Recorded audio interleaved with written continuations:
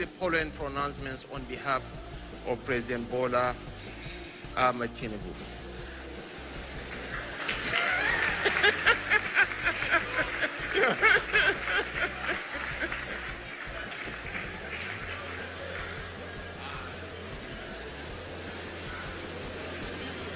Am I allowed to continue?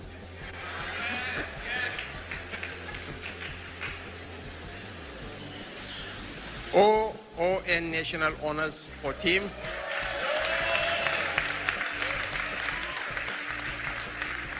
OON National Honors for Team, Coach and Technical Team.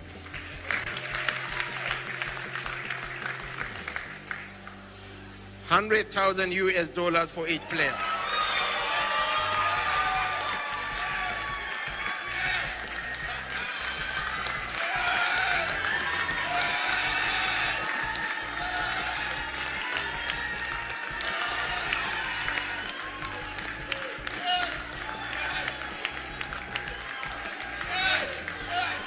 It's not yet over. There are other goodies coming. $50,000 for coach and technical team, each member.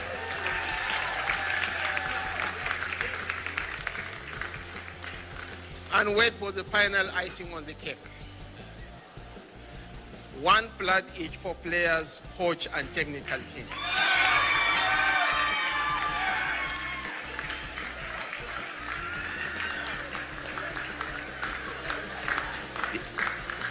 Your Excellencies, distinguished ladies and gentlemen, this is leadership. The coach says he would want to make a presentation to you.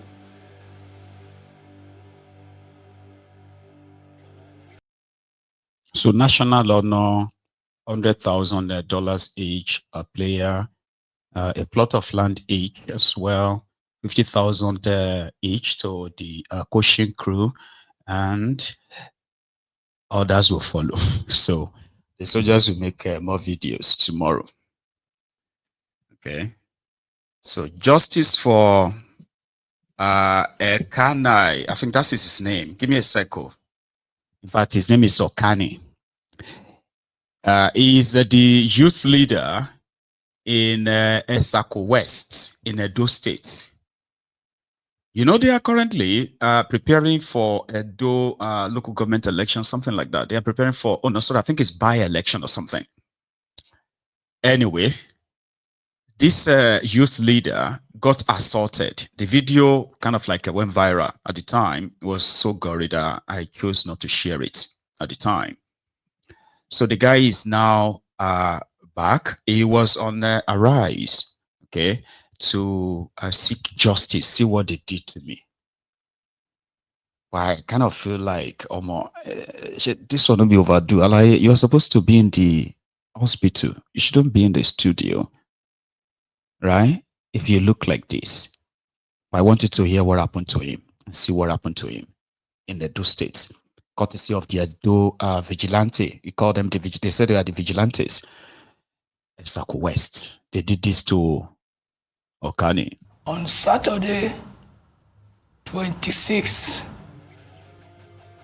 July 2025, we had an annual town hall meeting, which we normally have to discuss the development, the safety, and the progress and unity of our people.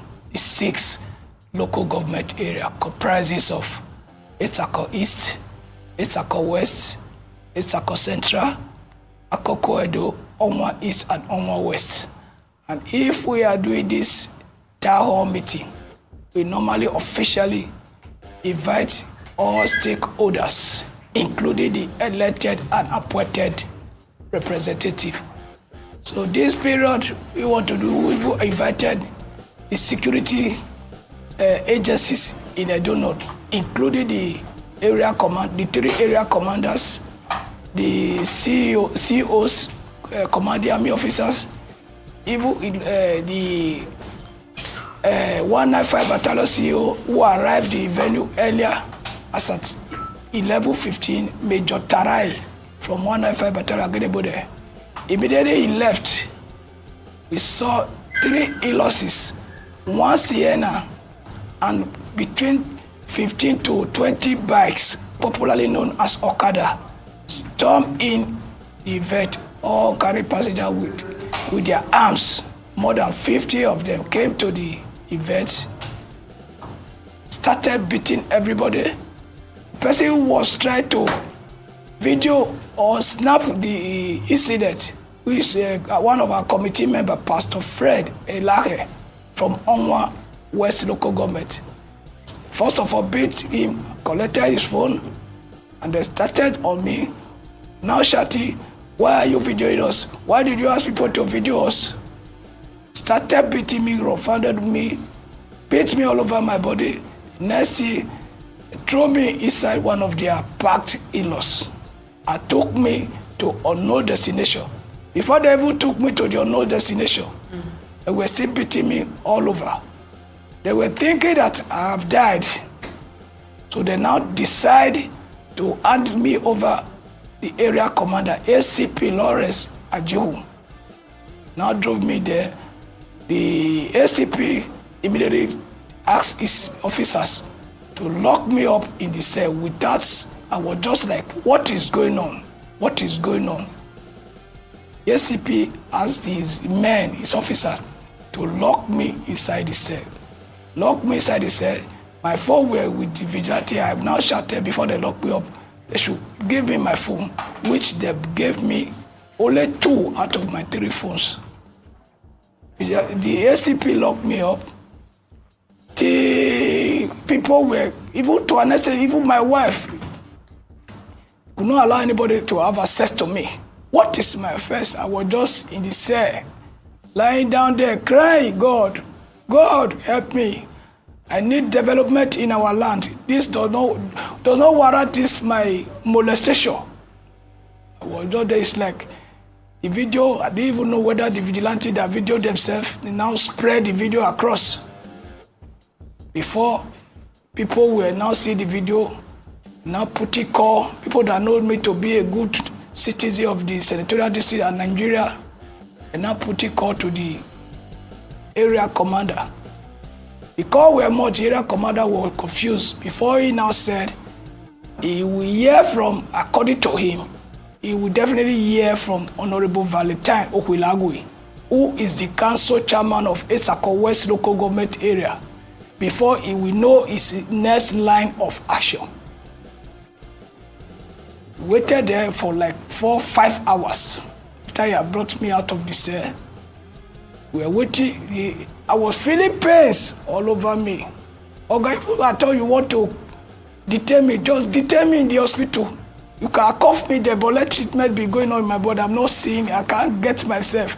The ACP said he will not release me until he gets instruction from Honorable Valentine.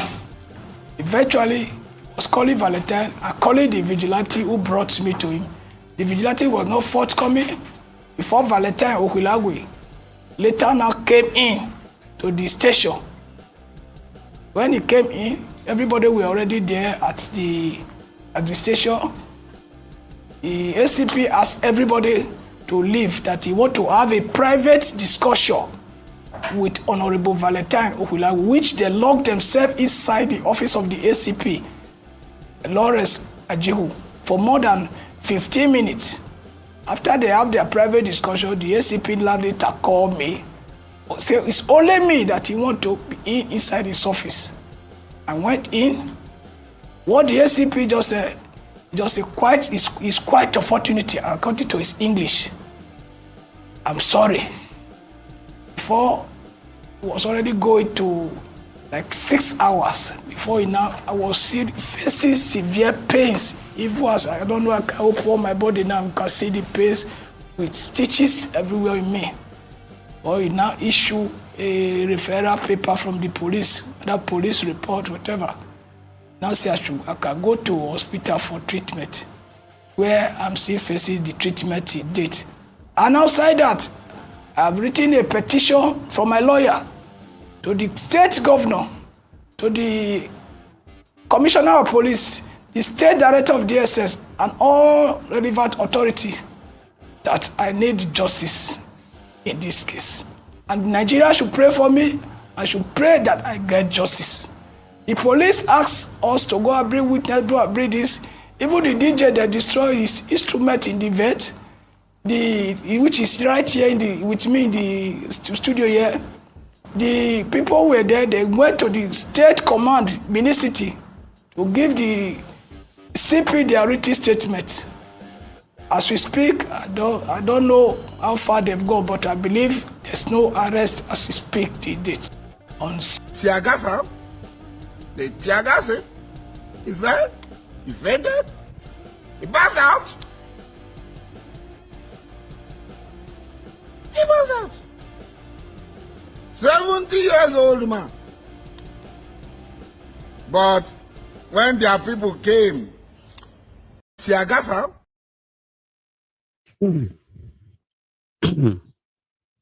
It's actually a very sorry case. Sometimes when when it first appeared, you probably be like, "Awa, you are supposed to be in the hospital, man. Why are you here?" Like he's crying for justice. He's in pain. He saw the video of the assault. Yeah.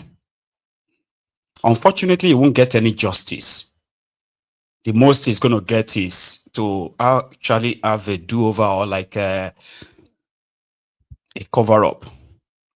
They will invite him to come and see Okpe Odoyo. Take pictures with him and tell him to go give him some money. Probably pay his medical bill. That's the most he's going to get. Nothing is going to happen to those who did that. How could vigilante beat somebody like that when they are not soldiers? Eh? It reminds me of Foul Shade back then. How many of you remember this a few years back in Ekiti? On them, they are not picking our calls. They made up their mind. I am in pain. I am in severe pain. I can't touch this neck anymore. If anything happens to me, the Inspector General of Police should be held accountable.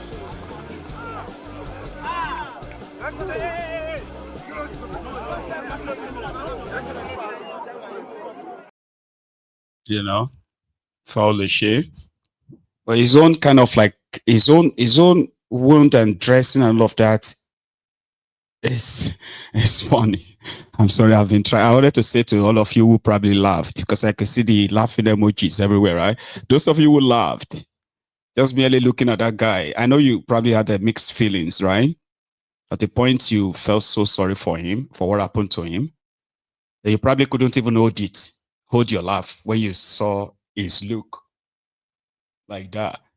So he had to look like that, so that everyone who hears his story, they can feel it. Like some of you, I believe some of you felt it, like, because I saw some comments where like, no, this is bad though. Like, this is really, really bad. That's an assault, you know? And with a day everywhere, I'm telling you, somebody who was walking in Oka, I think Oka is, no, Oka, Abia, Umaya or something. Oh, why did I mix them up now? A man was walking on the street with a machete. All right. And it wasn't like it was because he's holding a machete. It's actually the way he's swinging it, holding it and all that. So somebody followed him and said, "Is this normal?" So guys, tell me, do you think this is normal? So when do we tell you, say, I'm crazy people there everywhere? Eh? We have some evidence. We're not just like randomly like diagnosing. You tell me, do you think this is normal? All right, good morning, good afternoon, and good evening, depending where you are watching me live from. This young guy this morning has been threatening people. You can see him, has been threatening people with knife, this big machete, going around on my hair. Now he is at Ikote Bene Road. I think he needs to be apprehended before it will cause another thing. It will cause another thing. You see, the guy is threatening. I think the police need to do something about him right now. Otherwise, they need to do something about him. The guy is a threat. He's a threat. You see him right now. But to get him, no matter wherever he is, the police need to come right now and get him apprehended. You can see. The state government need to do something right now because this guy is a threat. Wherever the police is, we are calling the Abia State Police Command to make sure this guy should be apprehended this morning. He has been moving around the town with this machete, threatening people on the road. I don't know what his intention is, and he also tried to harm us with his knife. The police, the army, anybody, all the security agents need to come out now and make sure this guy needs to be apprehended. Look at, you see, he has been threatened. Look at what he did now. People are just running around and they don't know where they can move to. We are at Ikotepene Road. Look at him. We'll get to the root of this. We're just seeing this morning, and he started this from what do we call it? The tower inside the town. Since then, people has been running out. He has been threatening people with this machete. I think the security agent need to do something now before it is late. You see where he is moving. He has threatened us 2 or 3 times this morning when he noticed that we are trailing him. Abia State is calm, and we are praying that our security agents need to do something right now before it gets too late. This guy can buy somebody with that knife because he has tried 2 or 3 persons this morning and it didn't work. And he's working freely. Where are our security agents? What are they doing? The lives of Nigerians, the lives of Abians. This is a threat. You see what he's doing? You see what he's doing? He's just showing the sign of that he can buy anybody. Have you seen it? Have you seen it? Where is our security agents? Where are they? This guy needs to be apprehended. He threatened to bust our car this morning, but we thank God it couldn't happen. One-on-one, I will take him personally, but it's not for me. Well, the security agents need to do something. He's claiming to be a madman. He's not a madman. The security agents need to do something wherever they are now. Let them pull out and make sure they apprehend this young man. This is a threat to this society.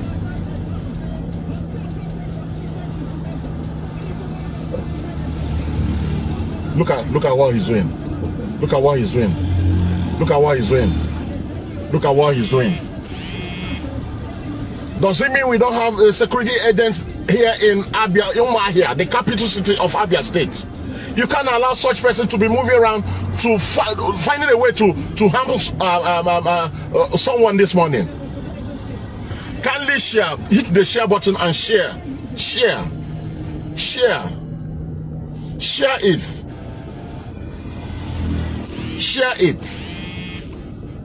Share it.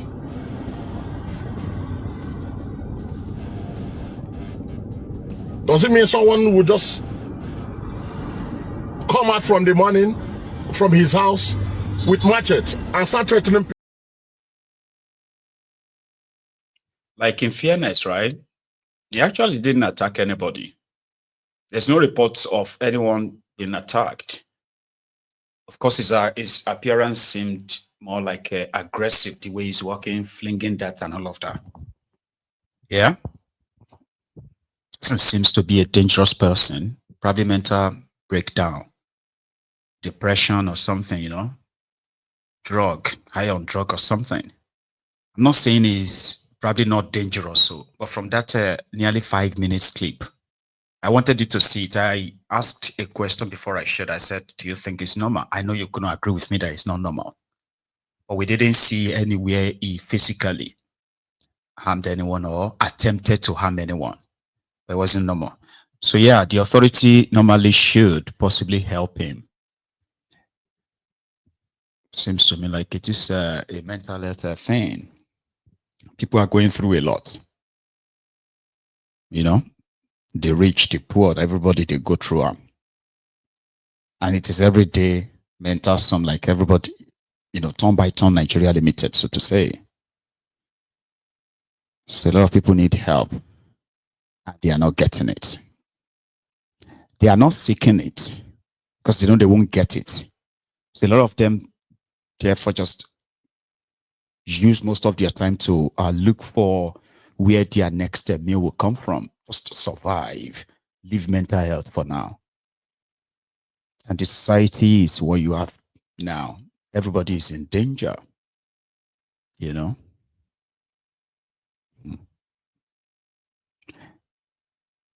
Asari Dokudumb has released a statement as usual.